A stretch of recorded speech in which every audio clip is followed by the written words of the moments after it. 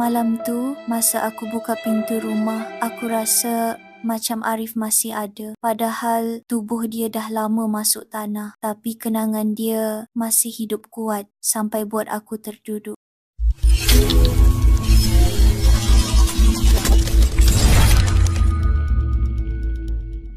Assalamualaikum semua, nama aku Dina dan ini kisah aku, kisah yang bukan saja pecahkan hati aku tapi ajar aku makna kehilangan yang sebenar. Dulu hidup aku biasa-biasa saja, rumah kecil, kereta second hand, kerja pun cukup-cukup makan, tapi aku bahagia sebab aku ada Arif. Arif ni perangai dia pelik, tak suka gaduh, tak suka tinggi suara. Kalau aku marah, dia diam. Kalau aku menangis, dia datang duduk sebelah. Tak cakap apa-apa, cuma genggam tangan aku. Kadang-kadang aku yang rasa tak layak, tapi Arif selalu ulang benda sama. Dina, selagi kau ada aku, tak ada apa yang kau tak boleh harung. Ayat tu sampai sekarang masih terngiang. Beberapa bulan sebelum Arif dimasukkan ke hospital, aku perasan dia cepat penat. Balik kerja terus baring. Kadang-kadang makan pun tak lalu. Aku tanya, dia jawab, tak ada apa Dina, letih kerja je. Tapi malam-malam aku dengar dia batuk kuat. Aku ajak buat check up, dia tetap senyum dan cakap benda sama. Seolah-olah dia takut kalau aku risau atau dia memang tahu tapi tak nak aku sedih. Satu malam aku terbangun pukul 3 pagi. Arif duduk dekat sofa, tangan pegang dada. Aku peluk dia. Bang, please, kita pergi hospital. Jangan tahan. Dia pandang aku lama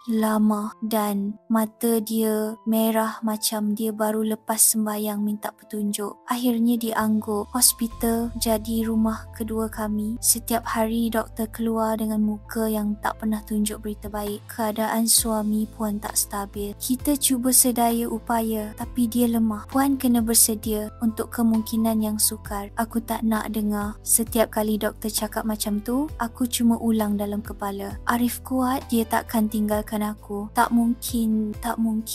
Tapi malam ke? 7. Tuhan ambil balik apa yang dia pinjamkan. Jam baru pukul 2 pagi bila telefon hospital berbunyi. Hati aku dah jatuh sebelum sempat aku dengar suara jururawat. Puan Dina, suami puan. Bunyi tu cukup buat lutut aku goyang. Sampai saja di wad, aku kuatkan diri. Arif terbaring dengan nafas yang pendek. Jari dia sejuk tapi dia genggam tangan aku seolah-olah masih ada sisa tenaga. Bang, Dina ada sini. Jangan tidur dulu bang. Bang, tengok Dina. Arif buka mata perlahan, memandang aku macam dia nak hafal muka aku buat kali terakhir. Kemudian bibir dia bergerak. Dina, hanya sekali. Lepas tu dada suami aku terangkat perlahan dan jatuh, tak naik dah. Dunia, aku berhenti dekat situ. Lepas pengkebumian, rumah tu jadi tempat paling sunyi atas muka bumi. Aku buka pintu, bau dia masih ada. Cawan kopi kesukaan dia masih atas meja. Selipar dia masih betul-betul di tempat dia selalu tinggalkan. Dan katil sebelah aku kosong macam lubang hitam. Malam-malam aku tak boleh tidur. Aku buka peti suara, dengar rakaman Arif, suara yang aku nak dengar sepanjang hidup tapi sekarang cuma tinggal dalam telefon. Dina, jangan berhenti hidup. Setiap kali aku dengar, aku menangis sampai tercungap. Seminggu lepas tu, aku kemas almari Arif. Aku jumpa